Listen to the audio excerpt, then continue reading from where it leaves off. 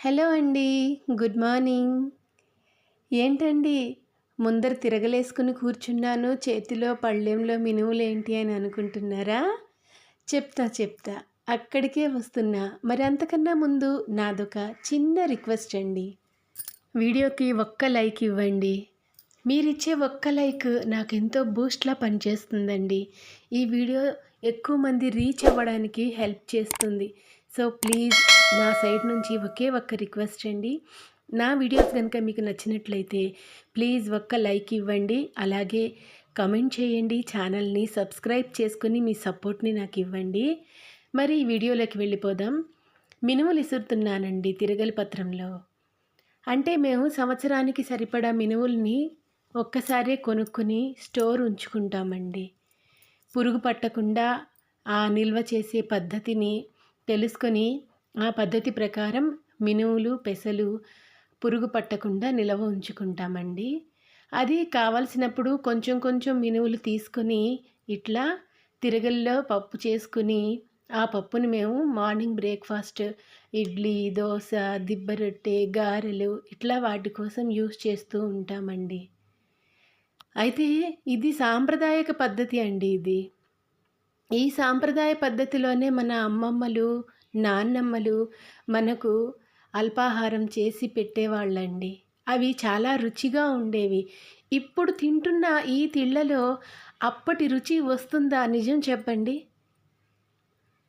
అసలు ఆ రుచే లేదండి. ఇప్పుడు చేస్తున్నటువంటి ఈ పద్ధతి ప్రకారం ఈ పాలిష్ పప్పు చేసుకొని మనం ఇడ్లీ గానీ, దోస గానీ చేసుకొని తింటూ ఉంటే ఏదో కడుపు కక్కుర్తికి తిన్నాం అనిపిస్తుందే తప్ప, ఆ రుచి అయితే రావటం లేదండి.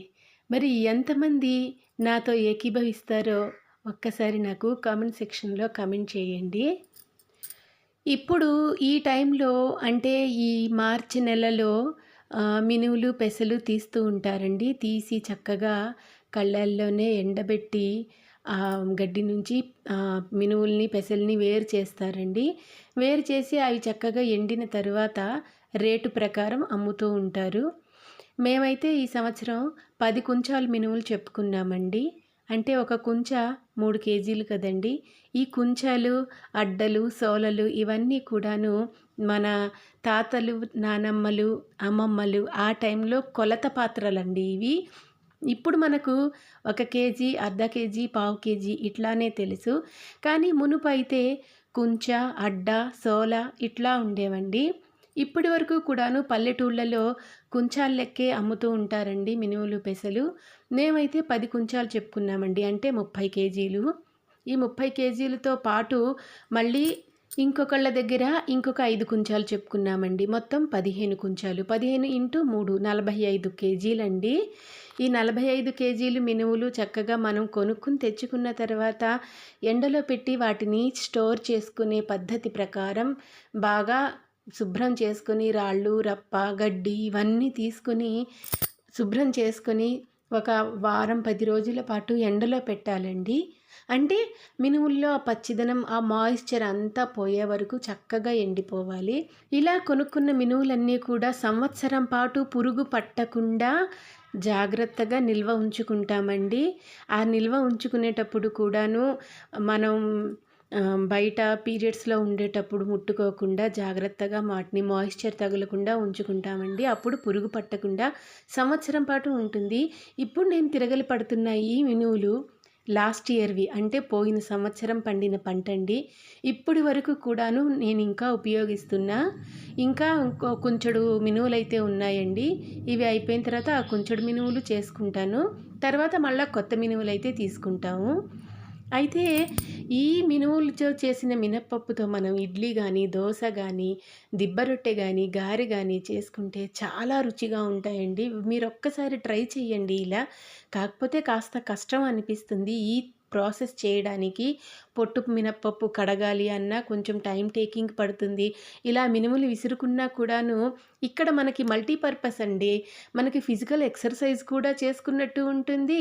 సాంప్రదాయ పద్ధతిలో మన చేతులతో మనమే పప్పును చేసుకొని చక్కగా వాటితో మన ఆరోగ్యాన్ని కూడా కాపాడుకునే ప్రయత్నం చేసుకోవచ్చు అన్నదే నా పాయింట్ ఆఫ్ వ్యూ అండి. మా ఇంట్లో అయితే అమ్మమ్మ ఇచ్చిన రుబ్బురోలు ఉంది, అలాగే తిరగలి ఉందండి.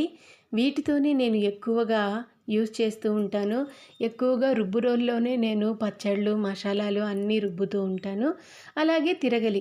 ఈ తిరగలి మినువులు విసరడానికే కాదండి, మనం బియ్యం నూకతో ఉప్మా చేసుకుంటాం కదండీ! చక్కగా బియ్యం కడిగి దాంతో కూడాను ఈ తిరగలిలో మనం రవ్వ చేసుకోవచ్చండి. ఇది నా పద్ధతి. మరి వీడియో మీకు నచ్చిందని అనుకుంటున్నానండి. వీడియో గనుక మీకు నచ్చినట్లయితే ప్లీజ్ ఒక్క లైక్ ఇవ్వండి. అలాగే మీ అమూల్యమైనటువంటి సలహాలు, సూచనలు నాకు కామెంట్ సెక్షన్‌లో కామెంట్ చేయండి. మీరు ఎలాంటి వీడియోస్ నా నుంచి కోరుకుంటున్నారు అన్నది నాకు తెలిస్తే అలాంటి వీడియోస్ పెట్టడానికి ట్రై చేస్తానండి.